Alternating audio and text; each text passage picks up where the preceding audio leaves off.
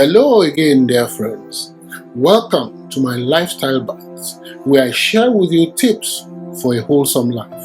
For further details of how we can be of assistance to you, please visit www.adewaleadenijicoaching.com. You will not regret doing so. Now, today I want to talk to you about a behavior to avoid, and this is ingratitude. Now, ingratitude is not showing appreciation for things we have or things we receive. Now, opinion of some experts calls ingratitude the king of vices. Now, this attitude can be obvious or it can be subtle.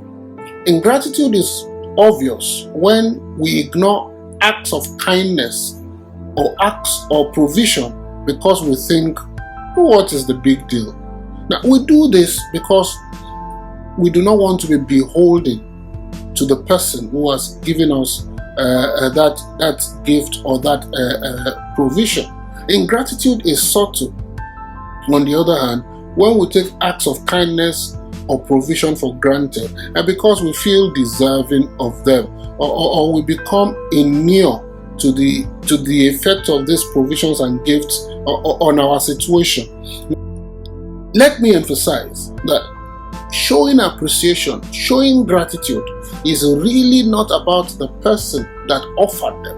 It is really about you and me, a matter of good, positive attitude.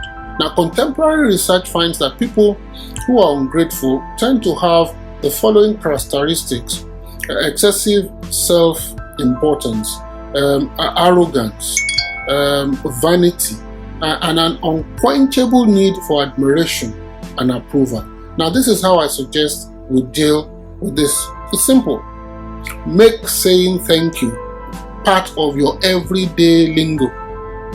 Someone opens the door for you, say thank you. Someone gives up their seat for you in public transport, say thank you. Someone offers kind words to you, say thank you.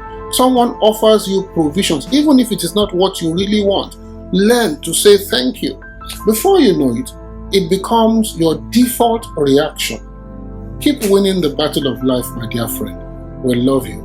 Bye for now.